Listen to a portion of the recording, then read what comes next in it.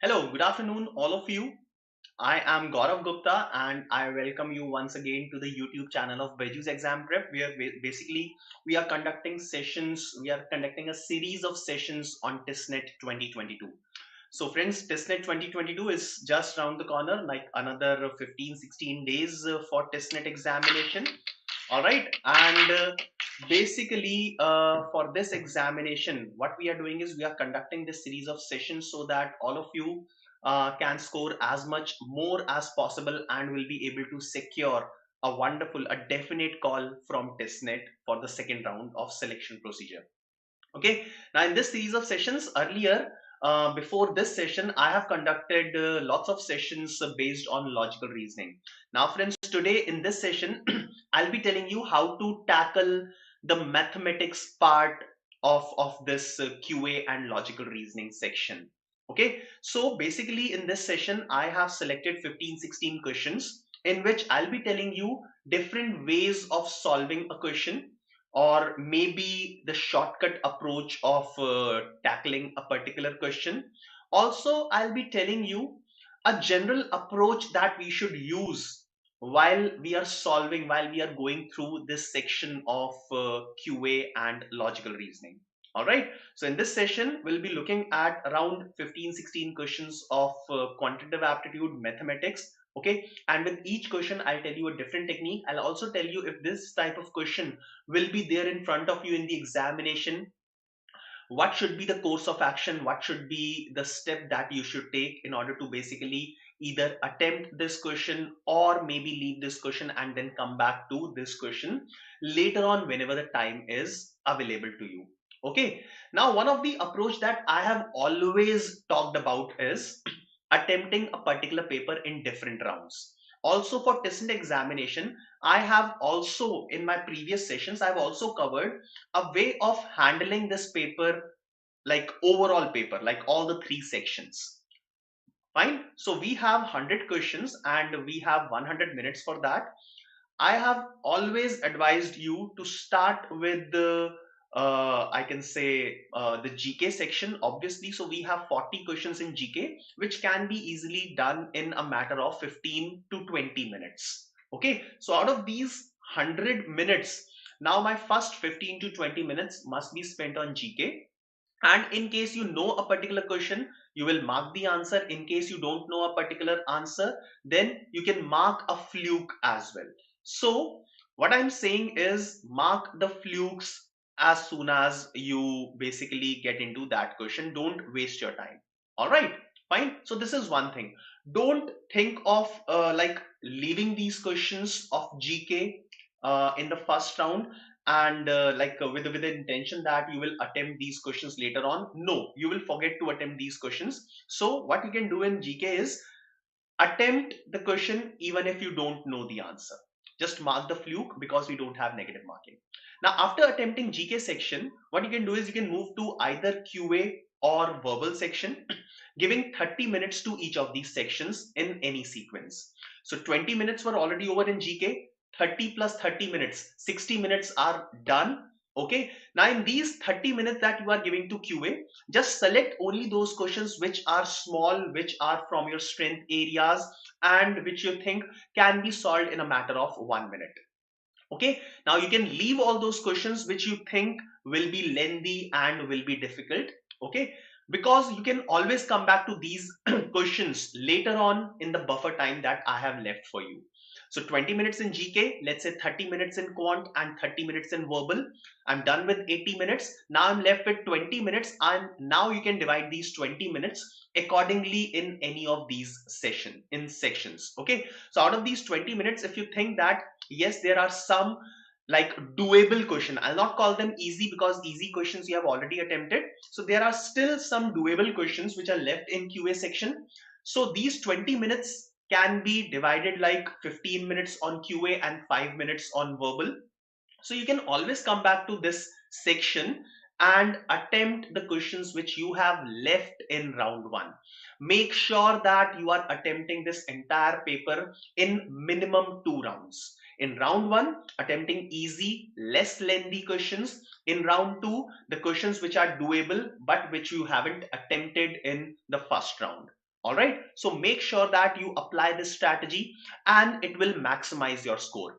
Understand that there are limited seats, only 68 seats in HRM and LR program of TISS. So there are limited seats. So you have to be at the top when it comes to the score.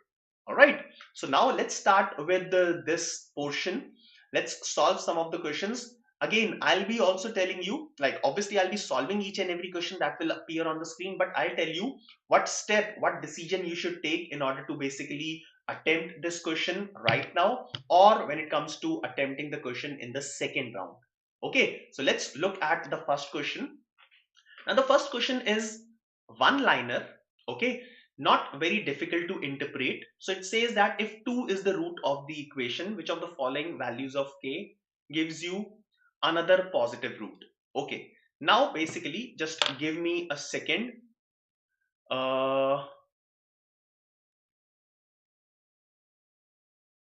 Wait.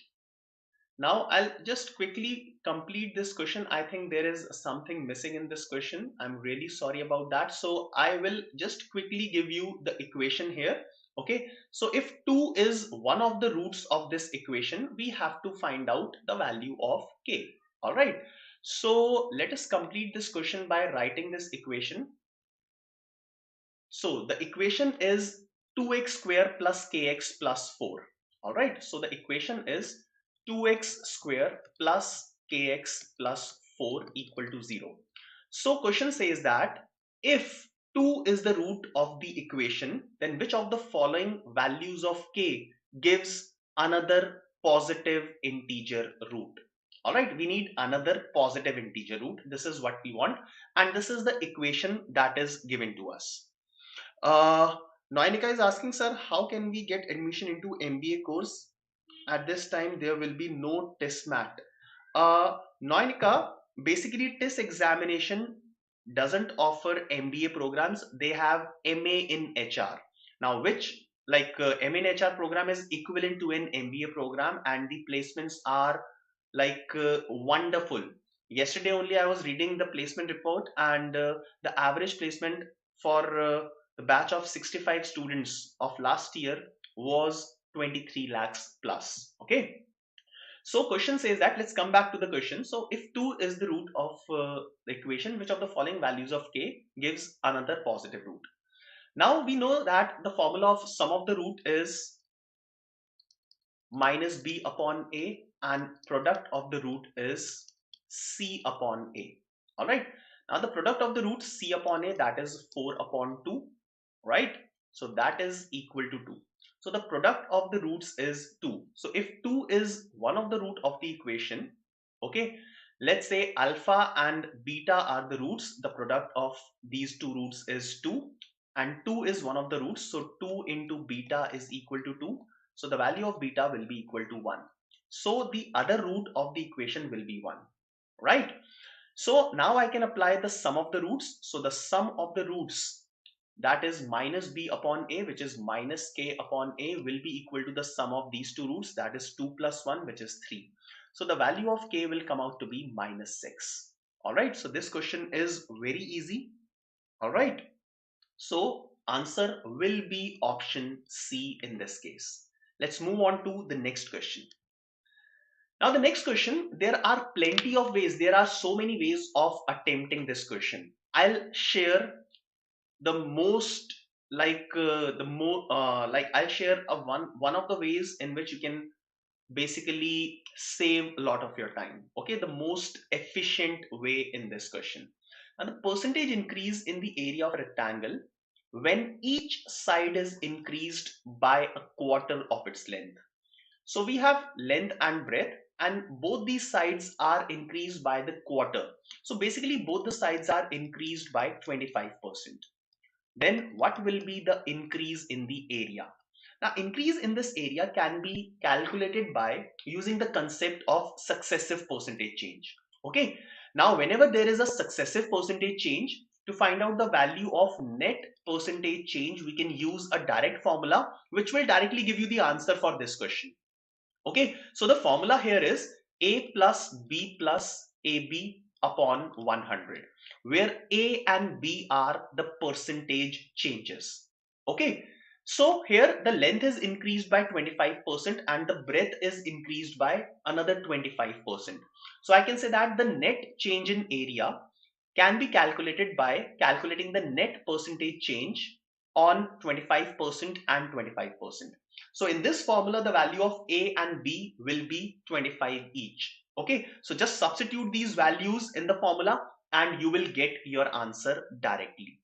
All right, so it will be 25 plus 25 plus 25 into 25 is 625, divided by 100 it will be 6.25.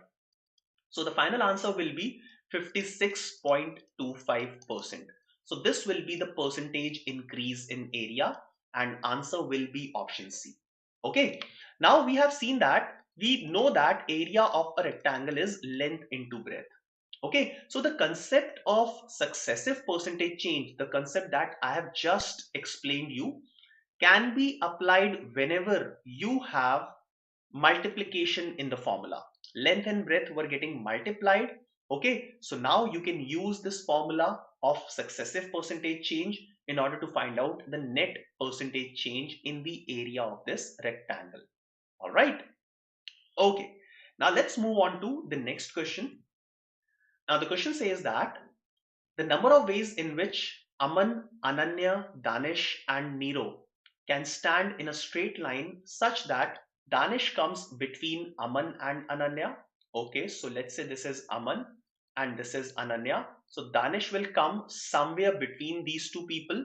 Okay, and Nero does not come between Aman and Ananya. So Nero should not come between Aman and Ananya. So Nero should be either on the rightmost or on the leftmost side.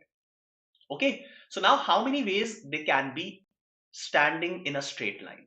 Okay, now if I'll fix the position of D, then I can say that Aman and Ananya can interchange their places. So there are two ways of placing Aman and Ananya. Correspondingly, for Nero, I can place Nero at the rightmost chair or I can place Nero at the first position. So corresponding to two positions of Aman and Ananya, Nero has another two positions. Okay, so the final answer, the number of ways will be 2 into 2 and that is equal to 4. So answer will be 4. All right. Now the students who have joined just now, basically we are solving some of the questions of quant section which have appeared in previous year papers. Basically I have taken all the questions of quant from the previous year, from 2021 TISSNET examination. So yes, this entire whatever questions we'll be discussing today, this is the entire set of questions which came in QA section of TISSNET 2021. So you will also have a proper idea how the difficulty level is and how to tackle these questions. Okay, so again this one was an easy question and should have been finished in round 1. Answer will be 4. Now moving on to the next question. This question is a question of time and work. Now time and work is one of the most important topics and it comes in arithmetic, and generally I feel that arithmetic is the strong section, strong area of most of the students. So yes, you can attempt this question in round 1, but if you think that reading 3 lines will waste your time, so for the time being you can leave this question, you can bookmark this question and you can always come back in that buffer time that I've explained at the beginning of this session. Okay, so question is, A can complete a piece of work in 18 days, B in 20 days, and C in 30 days. Okay, now after writing this much, I'll always assume the total amount of work. So in this case, I can assume a total work as a number which is LCM of these three numbers, 18, 20, and 30. Okay, so 18, 20, 30, just calculating the LCM, easy hai, 180 is the LCM. So A's 1 day work, I'll write 10, B's 1 day work will be 9, and C's 1 day work will be 6. Now question says that B and C started the work but were forced to leave after 2 days. So B and C worked for 2 days. So in 1 day, they can finish 9 plus 6, that is 15 units of work. In 2 days, it will be 15 into 2. Now, already 30 units of work is done, and now out of 180, I'm left with 150 units of work. So how many days will Abhay take to complete the remaining work? So 150 units of work at a rate of 10 units per day. Abhay will take 150 divided by 10, that is 15 days to finish the remaining piece of work. So answer is option C. Okay. So there is nothing more you can do with this question. This is a fixed pattern in which these questions are attempted, and I have used the same pattern here. Okay, so easy questions, easy chapter, straightforward question was in front of you, can be attempted in round 1. All right. Okay, let's move on to the next one. Now, what I'll say is about this question is lengthy, definitely, and generally the question in which which are related to whenever a gun is fired and the sound is created. So these questions are basically considered as a little difficult questions. But just look at this question for a few minutes when I am explaining you. In case this question will again in front of you, then I am telling you that you will never leave this question after you will hear to my explanation. Okay, just be patient. I'll tell you the shortest possible way of doing this question. So first of all, I'll explain what is there in this question. That will take time, but eventually when you will be solving it yourself, you will not take a lot of time. This question can be tackled in a matter of 30 seconds to 45 seconds. Yes, believe me. Now, question says that two guns were fired from the same place. So let's say this is the place from which the gun is fired at an interval of 6 minutes. Okay, so gun is fired from point G, and let's say you are standing at point A. You are standing, you are not moving at all. Okay, I'm not looking at this question. I'm basically making you understand the concept behind this. Okay, so gun is placed at point G. There is a person who is firing this gun at intervals of 6 minutes. So first shot is fired, and then after 6 minutes, second shot is fired. All right. Now sound is created at point G, and the sound will travel in this direction, and a person who is standing at point A will hear the gunshot. Okay, fine. So if the gun is fired at intervals of 6 minutes, then the person standing at point A who is not moving will hear the gunshots at an intervals of 6 minutes. Definitely. Okay. Now this question is the question where it is mentioned that the person is moving towards the gun. So person is moving in this direction. So person approaching the place observed that 5 minutes 52 seconds have elapsed between the hearing of the sound of two guns. So this person who is moving towards the gun is now not hearing the gun at an intervals of 6 minutes, but he is hearing the gunshots at an interval of 5 minutes 52 seconds. Okay, so let's say he heard first gunshot at point A and he heard second gunshot at point B at an interval of 5 minutes 52 seconds. Now 5 minutes 52 seconds, that means 352 seconds. So I can say that this person has traveled from point A to point B in 352 seconds, because he heard the first gunshot at point A, second gunshot at point B. So that means he has traveled from point A to point B in 352 seconds. Okay. Now what happened in this case? Now, if he would have stayed stationary at point A, he will hear the gunshot after 6 minutes. But now he can hear the gunshot after 5 minutes 52 seconds. That means 8 seconds less. 8 seconds less. Now, why it happened? Because earlier the sound has to travel up till point A. Now, in the second shot, the sound will travel only up till point B, because the person heard the gunshot at point B. So basically sound has not traveled this distance, which the sound could have traveled in 8 seconds. All right. So I can say that this distance from B to A can be traveled by sound in 8 seconds. Okay. So now AB is the distance. This distance is traveled by sound in 8 seconds and traveled by the person in 352 seconds. So distance traveled by sound in 8 seconds is equal to the distance traveled by the person in 352 seconds. All right. Now the speed of the sound is given as 330. So distance traveled by sound in 8 seconds will be 8 into 330, and that should be equal to the distance traveled by man in 352 seconds. 352 multiplied by, let's say, the speed of man. All right. So the value of S will come out to be 8 into 330 divided by 352 in meters per second. But the question is asking us to convert this value in kilometer per hour. So from meter per second to kilometer per hour, what should be done? We will multiply it by what factor? Anyone? 5 by 18 or 18 by 5. So from kilometer per hour to meter per second, we do multiplication by 5 by 18, and vice versa, we'll do multiplication by 18 by 5. Okay, now you can simplify this. So 8 and this will be cancelled, 4 and 4, then 3 and 4. Okay, further 9 and 15. Okay, so answer here is 27 kilometer per hour. So this is your answer. So whatever I've explained at the beginning, if you already know this part, then what you need to do is you just need to create this equation. Distance traveled by sound. Distance traveled by sound in 8 seconds is equal to the distance traveled by the man in 352 seconds.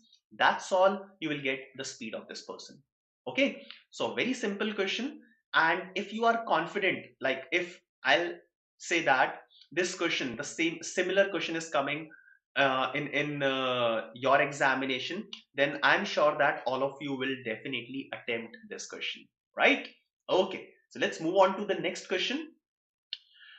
The next question, a very basic question on divisibility process, on division, uh, in the chapter of numbers. Okay, a very basic question should be attempted. You cannot leave this type of question in round one.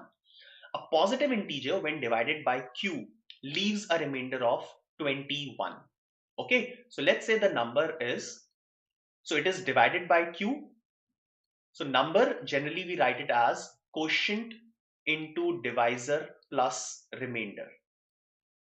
Okay, so divisor into quotient plus remainder. Now divisor here is q. Okay, divisor is q. Let's assume that the quotient is x and the remainder is given as 21. So a number when divided by q, the remainder is 21, and I'm assuming the quotient as x. Now when double that number, so let's write double this number. So it will be double the above number, twice of qx plus 42. I've doubled this number. When double this number is again divided by q, now the remainder is 13. Okay, fine. Now we have to find out the value of q. Now let's consider this numerator 2qx plus 42 in two parts. Okay, the first part is 2qx. Now 2qx, since this is a multiple of q, it will be completely divisible by q and zero remainder will be here. Okay, so I can say that this remainder of 13 is obtained when 42 is divided by q. So 42 when divided by q, remainder is 13. So now you can get the value of q. So the value of q will be 42 minus 13, and that is 29. So the value of q is option B, 29. And Rishikesh, your answer is absolutely correct. Wonderful. Okay. Now I have taken some time because I was explaining you, but I can say that if you are very much clear with the concept, which is a very basic concept of numbers, this question can be done in less than 30 seconds or maybe maximum 40 seconds. Okay, so this question should be selected in round one. All right. Okay. Now, friends, I hope you all are liking this session. So if you are actually liking the session, please do press a like button and then we'll continue. Okay, do comment something, share this session with your friends, and do subscribe our channel so that you can access the previous lectures, and you can also attend the sessions that I'm going to conduct in future. Okay, so let's start. Let's continue and look at the next question. Again, a one liner. Okay, and a very easy question, not very difficult statements. So whatever is given in the question can be easily interpreted. The product of two numbers is 45 and their difference is 4.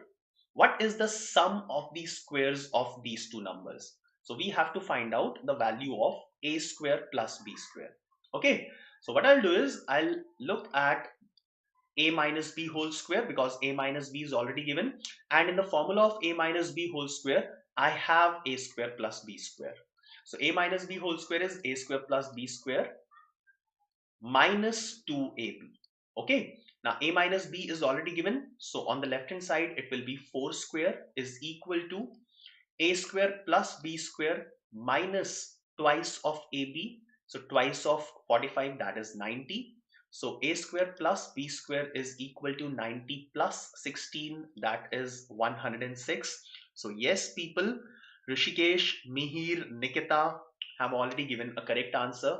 Thank you for participating, thank you for responding. So other students who are also watching this session, please don't sit idle.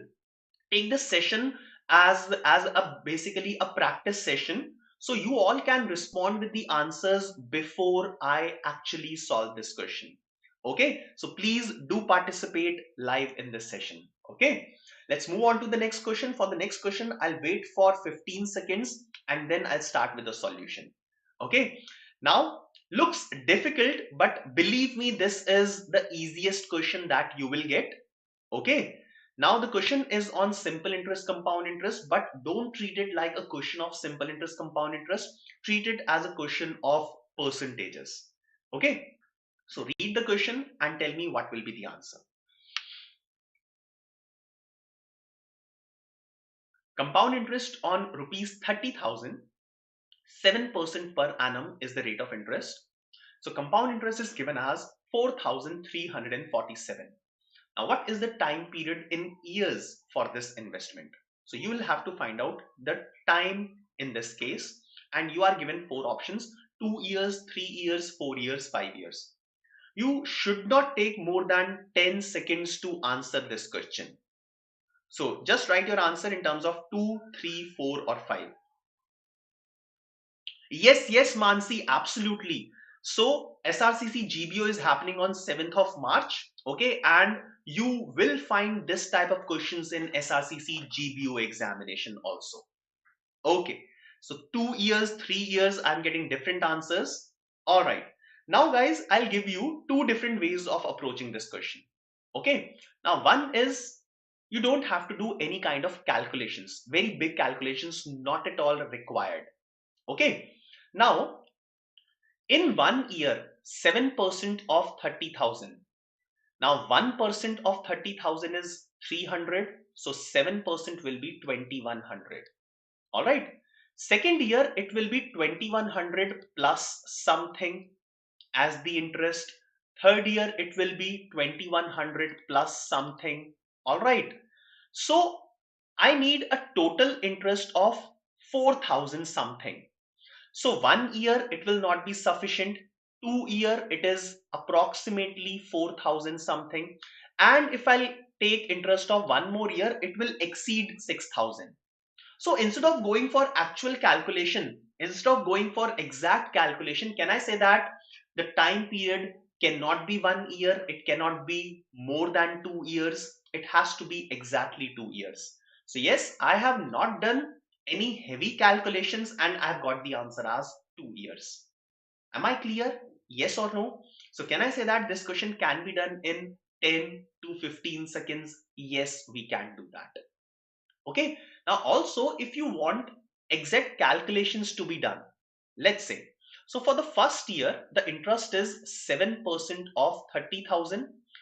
7% of 30,000 is 2,100. In the second year the interest will be, you can copy this value from first year, 2,100 plus 7% of the interest of the first year, 2,100. Okay, so this value will be 2100 plus. Now 2100 का 7% calculate करना है. We have to calculate 7% of 2100. So 1% is 21. 7% will be 21 into 7, that is 147. So this will be 2247. If you will add these two values, you will get 4347. So sum of these two is 4347. So yes, exactly 2 years will be required and you will get an interest of 4347 after 2 years. All right, am I clear? So I can say that yes, this question can be taken in the actual examination as well. Let's move to the next question. Now this question looks horrible, okay? But again, this is a very easy question if you just can read the terminology, the terms that are mentioned here. Okay, so this question is from set theory. Okay, now let's read this question and try to understand what is given here. Now there are two sets. The sets are AA and BB. They could have written set A and set B. Okay, fine. So there are two sets AA and BB which are defined as follows. Now set A is equal to X such that X belongs to natural number and X is less than 5. So can you give me all the elements of set A? Come on, all of you write all the elements of set A. I'll read it once again. I'll wait for you.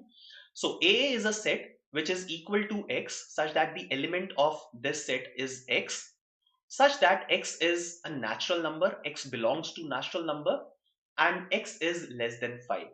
Similarly, another set BB is equal to X such that again X is a natural number and X square, the square of X should be less than 25. So I want all the elements of set B as well. So Rushikesh has written some of the elements of set A. All right. I want set B as well. Now I'll write all the elements here. Set A is X, where X is a natural number less than 5. So natural number less than 5 are 1, 2, 3 and 4. Okay. Similarly for B, X is a natural number such that X square is less than 25. So first of all, X has to be a natural number 1, 2, 3, 4, 5, 6 and so on, such that the square of X should be less than 25. Okay. So 1 square is 1 less than 25, 2 square is 4 less than 25. So 2 will be here. 3 square is 9. So 9 is less than 25. 4 square is 16. But 5 square is 25, which is not less than 25. So again, set B has the same elements that of set A. Okay. Now let's read it further. Also, they have defined n of xx as the number of elements in xx. So n of AA will be number of elements in this set AA, which is 4, and n of BB will also be 4, which is the number of elements in set BB. Now choose the correct option.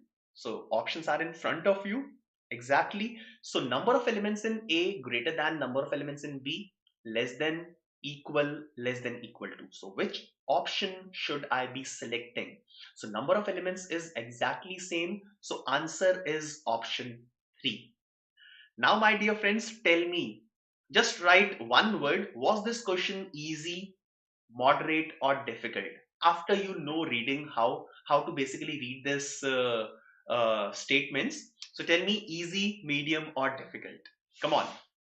Meanwhile, I'll move on to the next question. Okay. Now this question is difficult and what I'll do is I will leave this question in the first round. Okay, if I am a student at your place, I will leave this question in the first round because of the length of the question. Also, looking at the last line, what is his expectation about gain or loss per throw? Okay, now this type of questions are not generally seen in probability. But again, not a very difficult question. Like I promised all of you that I'll be solving each and every question in front of you so that people who are fairly good in PNC and probability should be able to attempt this type of question in the actual examination. Okay? So let's look at this one. Now, two fair dices with faces numbered 1 to 6 are thrown. So normal dice which are numbered 1 to 6. So we have two dice and they are thrown and their points are added. Okay, so whatever appears on these dice will be added. Okay, so if I'll stop here and analyze a throw of two dices, so the sum obtained, the minimum sum obtained will be 2, then it can be 3, it can be 4, and so on. And the maximum sum that can be obtained will be 12. Okay. Now, total number of cases, like when I'm throwing two dice, the total number of cases will be 6 into 6. So that means there will be 36 different combinations which can appear. Okay. And these 36 combinations may have sum of 2, 3, 4 or maximum of 12. Right? Now let's read further. Now the thrower is given 40 rupees for a score of 12. So if the score is 12, the thrower will get 40 rupees, but he will have to pay 2 rupees in case the score is less than 12. So if the score is either 2, 3, 4, 5, 6 or up till 11, then I'll write minus 2. So he'll have to pay 2 rupees. Alright. Now what is his expectation about gain or loss per throw? So I'll check first of all for 12, how many options do we have, in how many cases I can get a 12. So 12 can be obtained only in one case out of these 36 cases. So 1 out of 36 cases is favorable, where I will get 40 rupees, and 35 out of 36 cases are non-favorable, where I'll get minus 2. I'll add these two and we'll solve this. Okay, so it will be 40 upon 36 minus 70 upon 36, and that will be minus 30 upon 36, and that will be minus 5 upon 6. So this will be his expectation per throw. So that means a loss of rupees 5 by 6. So the correct answer for this question will be option D, a loss of 5 by 6. Okay, now this is one of question which you can afford to leave in the examination if you're not comfortable with this. Okay, don't experiment in the examination. Okay, don't just start solving, because it will come at a very high cost. After 2 or 3 minutes, in case you are unable to get the logic, if you are unable to get the correct answer, then it will be a waste of 3% of your time. 3 minutes out of a total of 100 minutes. Okay, you cannot afford that in this examination, which is the examination of speed. All right, so fine. So I hope all of you are liking all the explanation that I'm giving here. In case you are liking it, please right now, just right now, quickly press the like button, just for my motivation. Comment, share and subscribe our channel. Let's move on to the next question. Yes, we have some questions left. Okay, so all of you keep responding the way you are doing. Okay, fine. So it looks good when all of you are responding. It gives me motivation, it gives me energy. Now next question, if you understand this logic, then this question will take 5 seconds. If you don't understand, you can derive your answer in 30 seconds. Okay, fine. Now a person goes from X to Y on a cycle at 20 km per hour and returns at a speed of 24 km per hour. The method of central tendency most appropriate to calculate the average speed. So basically we have to find out, how do we calculate the average speed? So does the average speed of the above case will be the geometric mean of the speeds? Will it be harmonic mean? Will it be arithmetic mean? Or will it be weighted arithmetic mean? So which of these four will be appropriate, will be suitable to calculate the average speed in the given case? Okay. All right. So I've already got the answer from a lot of you. Now let me explain this process. So there are 2 points X and Y. Okay, now let's say the person goes from X to Y at a speed of A and he returns at a speed of B. Now, obviously, in both cases, he's traveling equal distances. Okay, so let's say the distance that he traveled from X to Y, let's say the distance is D. Okay, now what is the formula for average speed? How do we calculate average speed in a normal scenario? So, average speed is total distance upon total time. There is no need to obviously write these formulas when you are solving this question in the examination. Okay, now total distance, so he'll cover the total distance of D while going from X to Y and then return again D. So total distance is D plus D, or I'll write it as 2D divided by total time taken.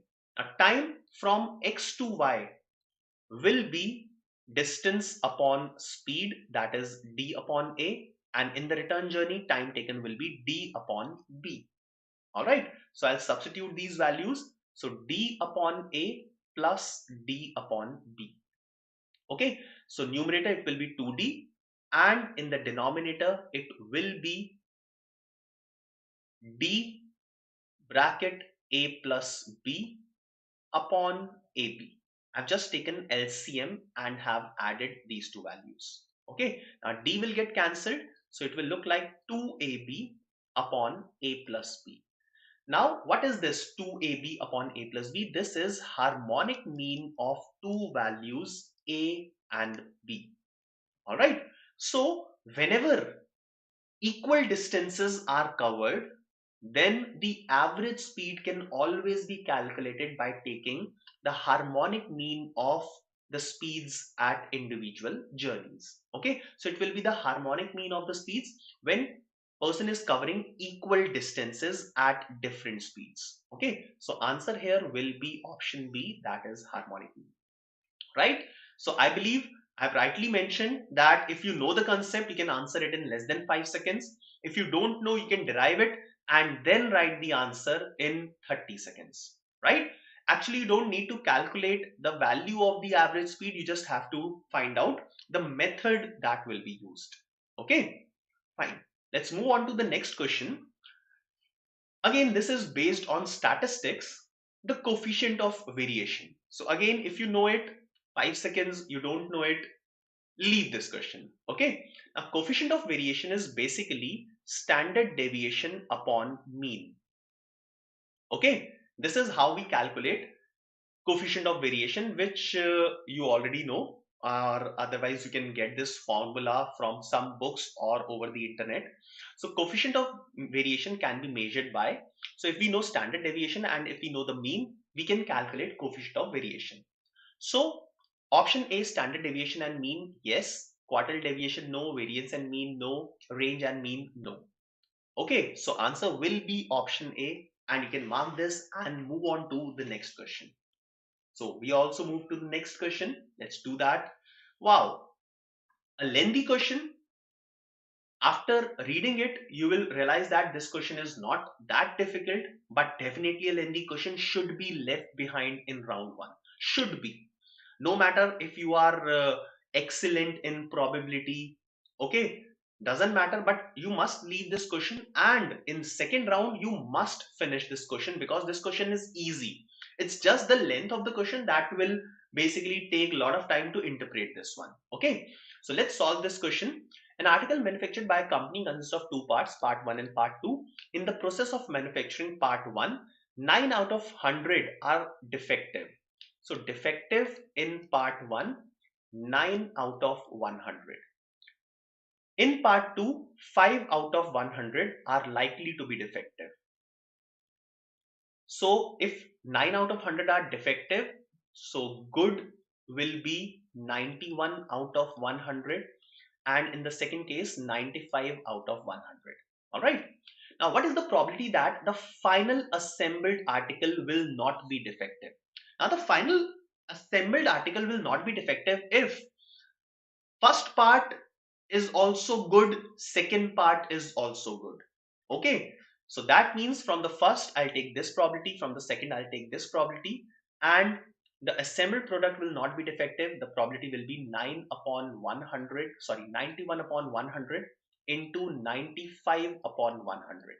Now the time now you'll take to multiply 91 and 95 will be the time taken by you to solve this question. Now 91 and 95, I just want to quickly discuss a wonderful method to basically get the answer quickly. Now both are near to 100. The first number is 9 less than 100. Second number is 5 less than 100. Multiply these two numbers. Minus 9 and minus 5 is plus 45. Okay. Now solve either this or this. Basically 95 minus 9 or 91 minus 5. So 91 minus 5 is how much? 86. So 8600 plus 45. So it will be 8645 upon 100 upon 10,000. Sorry. So you can practice this method. I've just showed you this method. You can watch this particular part again and you will get to understand. So answer will be 0.8645. And yes, we have answer among the options. So answer is option B. Rushikesh, again, thank you for contribution. Thank you for writing your answer. So answer is option B, 0.8645. Now next question, a very, very, very, very easy question on logarithm. But if you are if you have if you have phobia of logarithms, you will not be able to do that. But definitely, I'll tell you to spend 2 hours and study basic properties of logarithm, because these are some free marks. These are some easy marks that you can pick in the examination. So just don't leave the chapter of logarithms, because it is a very easy topic. Okay, just read some of the properties. Now log of a upon b plus log of b upon a is on the left hand side and is equal to log of a plus b. Okay, now log of a upon b as it is, log of b upon a, I'm writing it as reciprocal, okay, and power minus 1, right? Now the power will come in front and will get multiplied, so it will be log of a upon b minus log of a upon b on the left hand side, and two numbers are getting subtracted and they are equal, so on the left hand side it will be 0, and this 0 will be equal to log of a plus b. Now log of any number will be equal to 0 only when a plus b, this value is equal to 1. We have a property that log of 1 is equal to 0. So the value of a plus b will be equal to 1, and this will be your final answer, which is option 2. So Ayushi, Rushikesh, nahi, wo to pehle ke answers the. Yes, Shri has given a correct answer. So Shri Vishnu, you have given a correct answer. Yes. So answer is option 2, that is a plus b is equal to 1. Awesome. Great. So again, I'll say that these questions are such easy questions. It's just that you need to break that barrier of getting afraid of this chapter, and just spend 2 hours and understand and practice some of the basic properties and some basic questions. Okay. All right. Now let's move to the next question. Again, this is the question I've picked from the previous year paper. So yes, the examination is such an easy examination. The surface area of the resultant cuboid that gets formed by placing 5 ice cubes adjacent to each other, each of whose sides is 5 centimeters. So we have 5 cubes of 5 centimeters each, and we have placed them side by side, and a resultant cuboid is formed. We have to find the surface area. So basically length is 25, resulting length is 25, resulting breadth is 5 only, and resulting height is 5 only. Just calculate the surface area, where the formula is twice of LB plus BH plus LH. So it is twice of L into B, 25 into 5, that is 125, plus 5 into 5, that is 25, plus 5 into 25, that is 125. So 275 into 2, that is 550 is your final answer. No Shri, it was not 625. You have mistaken. जल्दी के चक्कर में आपने गलत answer दे दिया है. You have given a wrong answer. So answer is 550. Okay. All right. So friends, I hope that you liked my session. That is all from my side. We have just discussed 16, 17 questions of quant that has appeared in previous year TISSNET examination. So this was the actual level of difficulty. Now I've taken one of the sessions earlier, 2 or 3 days earlier, in which I have told you, I've in detail explained how to basically attempt this entire paper. Okay, how much time should we spend on each of the sections? So please go through that session once again and make a proper strategy. Also, I have explained the prep plan for the next 15-20 days for the preparation of testnet. So you can follow that prep plan, you can revise whatever the way I have mentioned, you can also plan the mock papers the way I have told you. Okay, and do a proper analysis of each and everything. Okay, so this is what can be done. That's all from my side.